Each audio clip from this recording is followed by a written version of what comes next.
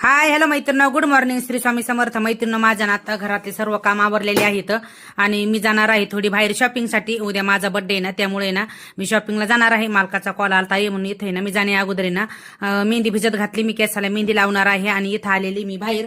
मी शॉपिंगला जाणे अगोदर दादाच्या कॉलेजमध्ये गेलेली आहे भेट घ्यायला आपली. असंच मी जात असते. गेल्याच्या नंतर अभ्यास वगैरे कसा करतोय ना ते पाहण्यासाठी ना मी कॉलेजमध्ये त्याच्या जात असते. इथे मी त्याच्या कॉलेजमधून आले आणि मला काय घेणार आहे ना, मी मैत्रिणी बर्थडेला गिफ्ट मला काय घेणार आहेत ना, मी तुम्हाला ते उद्याच्या ब्लॉग मध्ये सांगते. इथं मी पण आलेली आहे आणि मालकाला कॉल केलता, ते पण आलेले आहेत. मैत्रिणी, आमचं कसं असतं, म्हणजे माझं कसं असतं, ते काय करतात, मला बर्थडेला पण गिफ्ट घेतात आणि अॅनिव्हर्सरीला पण घेतात आणि पण ते माझ्या पसंतीने घेतात. ते काय म्हणतात, परत परत चेक आपलं म्हणजे नाही का बदलायला वगैरे नको म्हणून. त्यामुळे ना घेता वेळेस ना घेताना सुरुवातीला तुझ्या पसंतीचं घे.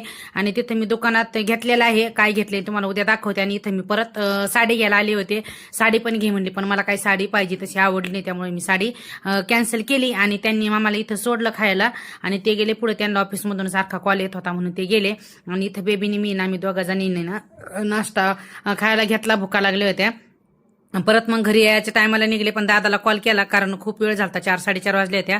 मग त्याला विचारलं यायचंय कोण आहे, माझं सुटलंय म्हणला कॉलेज. मग त्यावेळेस त्याला पण घेऊन आले. आल्याच्या नंतर दोघांना घरी सोडलं आणि इथं मी आलेली आहे पार्लरमध्ये मेहंदी लावायला. खूप वेळ झाला होता, 5-5:30 वाजले होते मेहंदी लावायला मला.